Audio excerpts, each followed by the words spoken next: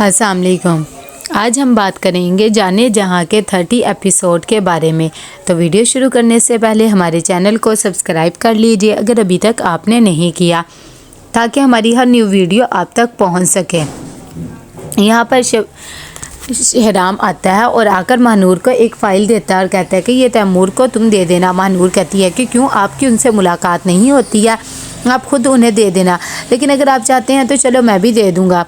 शहराम कहता है कि नहीं ऐसी बात नहीं है, मैं ज़रा थोड़ा सा बिज़ी रहता हूँ। क्यों, तुम मुझसे कोई नाराज़गी है, कोई बात है जो ऐसे बात कर रही हो? महानूर कहती है कि आप ये क्या उसे उल्टी सीधी पट्टियाँ पढ़ा रही हैं। तैमूर मुझसे इतने सवालात करने लग गया है और मैं आपको दावत देने लगी हूँ अपनी मंगनी की भी। सुबह को जब गुलज़ेब उठती है तो वह देखती है कि तबरेज़ घर पे नहीं होता। वो बाहर जाकर देखती तो उसकी गाड़ी भी नहीं होती। शहराम यहाँ पर बहुत ज़्यादा अफसरदा होता है। उसे महानूर की वो सारी बातें याद आती हैं और उसे यकीन ही नहीं आता कि जिस इंसान से वो इतनी मोहब्बत करता था अब उसे किसी और का होते देखेगा। यहाँ पर गुलज़ेब को जब तबरेज़ देखता है फैक्ट्री में तो बहुत ज़्यादा बातें सुनाता है। गुलज़ेब कहती है कि मेरी तबीयत ख़राब थी, इस वजह से मैं सिर्फ आ नहीं सकी थी। तबरेज़ कहता है कि ठीक है, अगर आपकी तबीयत ख़राब थी तो फिर बता दिया करें ना, ऐसी इतनी छुट्टियां करने की ज़रूरत नहीं है। वैसे भी काम बहुत ज़्यादा पेंडिंग पड़ा और जल्दी से ये सारी फ़ाइल बनाए और मुझे आकर बताएं। जमाल खाना खा रहा होता है तो वो अपनी बेटी को बुलाता है और कहता है कि भी हमारे साथ भी बैठ जाया करो, कोई मसला है क्या? आलिया कहती है कि मुझे कोई भी मसला नहीं है और वैसे भी आपके साथ बैठकर मैं क्या करूँगी, आपको तो किसी की भी फिक्र नहीं है, ना ही लोगों की और ना ही अपने घर वालों की। जमाल कहते हैं कि तुम किस तरह मुझसे बात कर रही हो, 2 जमाते का तुम्हें पढ़ा लिया, तुम तो मुझसे ही सवाल करने लग गई। साथ ही उसकी माँ को कहते हैं कि कैसी तरबियत की है। नाज कहती है कि ये मेरी ही तरबियत है कि वो इस घर में हमारे साथ रह रही है, वरना तो वो वापस ही ना आती। तैमूर की माँ उससे मिलती है तो कहती है कि महानूर तो बहुत ही सीधी सादी है, उसे तो कुछ भी कहो तो वो बस सारी मर्जियाँ अपने पे ही डाल देती है।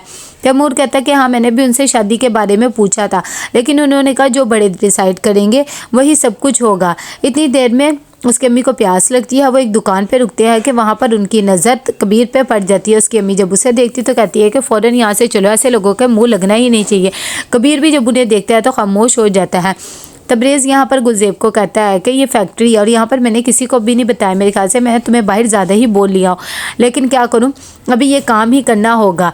गुलज़ेब कहती है कि नहीं ऐसी बात नहीं है, वैसे भी मैं समझ सकती हूँ, आप जैसा कहेंगे वैसे ही होगा। तबरेज़ खुश हो जाता है। यहाँ पर नूर के अब्बू से बुलाते हैं और कहते हैं कि मुझे माफ़ कर दो, मुझे पता है तुम बहुत ज़्यादा तकलीफ़ में हो, लेकिन तुम तो बहुत ही खामोश हो गई हो। अगर तुम्हें मेरे किसी फ़ैसले से एतराज़ है तो तुम मुझे बता सकती हो। महानूर कहती है कि नहीं अब्बा, ऐसी बात नहीं है, मैं बहुत ज़्यादा खुश हूँ और पता नहीं क्यों आप लोगों को नहीं लग रहा कि मैं खुश नहीं हूँ। आप बिल्कुल भी परेशान ना हो मेरे बारे में। यहाँ पर जैसे ही गुलज़ेब दरवाज़ा खोलती है तो तबरेज़ आ जाता है। वो उसे देखकर हैरान हो जाती है। तबरेज़ जैसे ही अंदर जाता है तो लोग बातें करने लग जाते हैं, क्या पता नहीं अब क्या क्या हो रहा है। वैसे भी किसी को तो खुदा खौफ ही नहीं रहा है। ये सब बातें जो होती हैं वो गुलज़ेब के भी कानों में पड़ जाती हैं। गुलज़ेब अंदर जाकर कहती है कि मैं समझती थी कि आप मगरिब के बाद आएंगे, लेकिन आप रोशनी में ही आगे, लोग बहुत ज़्यादा बातें कर रही हैं, ये कब तक हमें शादी छुपानी पड़ेगी। तबरेज़ कहता है कि तुम्हें लोगों की बातों के बारे में सोचने की बिल्कुल भी ज़रूरत नहीं, और इलेक्शन चला जाए फिर मैं कोई बात करूँगा। यहाँ पर किशोर बहुत ज़्यादा परेशान होती है। वो कहती है कि तबरेज़ जिस लड़की से अफेयर चला रहा है उस लड़की के बारे में अफवाहें फैला दो। इतनी देर में उसकी नौकरानी कहती है कि आपने महानूर के साथ भी यही सब करवाया था, अब मैं ऐसे करती अच्छी तो नहीं लगती। किशोर कहती है कि तुम्हें बहुत ज़्यादा हमदर्दी नहीं हो रही है, अगर ये काम नहीं कर सकती तो मुझे बता दो, वैसे भी सलीम जितनी तुम तनख्वाह तो लेती ही हो ना। यहाँ पर जैसे ही मिलने आता है जमाल शहराम से तो वो उससे कहता है कि तुमने मेरी बेटी को मेरे ही खिलाफ करके रख दिया है। शहराम उसे साइड में लेके जाता है। तभी जमाल उसे कहता है कि तुम जितना मर्जी कर लो, वैसे भी तुम्हें ये दाव पेश नहीं आएंगे, और तुम्हें क्या लगता है तुम इलेक्शन जीतोगे? ऐसा हरगिज़ नहीं होगा। शहराम कहता है कि आपकी बेटी वैसे भी बहुत ज़्यादा समझदार है और मुझे इलेक्शन या कुर्सी की कोई लालच नहीं, मैं बस लोगों का दिल जीतना चाहता हूँ। यहाँ पर तबरेज़ घर आता है आलिया से मिलने के लिए तो उसकी माँ उसे देखकर बहुत ज़्यादा खुश हो जाती है और कहती है कि तुम दोनों आपस में बातें करो। तबरेज़ कहता है कि जल्दी से तैयार हो जाए, वैसे भी हमें एक कैंपेन कर रहे हैं तो उसमें तुम्हारा जाना ज़रूरी है। लेकिन आलिया कहती है कि मैं नहीं जाऊंगी, मेरी ऑनलाइन क्लास है और वही मेरे लिए ज़रूरी है। तबरेज़ को गुस्सा आ जाता है और दोनों की मुँह मारी हो जाती है। तबरेज़ भी इससे बहुत ज़्यादा बदतमीज़ी करता है। आलिया की माँ भी ये सब बातें देख रही होती है और वो गुस्से से वहाँ से चला जाता है।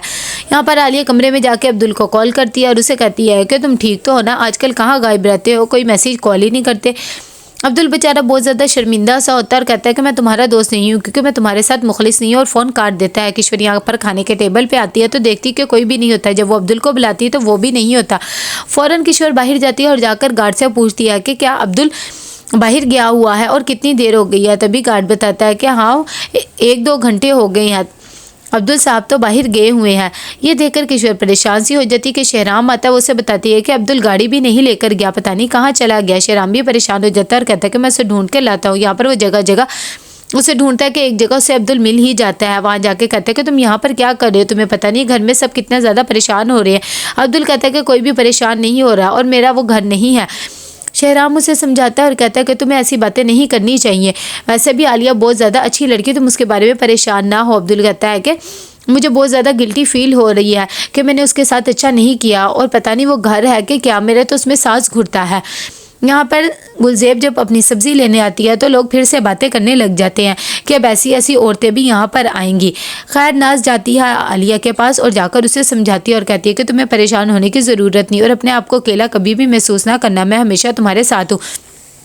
आलिया कहती है कि जैसा मैंने तबरेज़ को सोचा था वो वैसा बिल्कुल भी नहीं है और फिलहाल मुझे अब्दुल की टेंशन हो रही है कि वो कहाँ होगा। तो कैसा लगा आपको एपिसोड, लाइक एंड शेयर करके लाजिम बताइएगा। अल्लाह हाफिज़।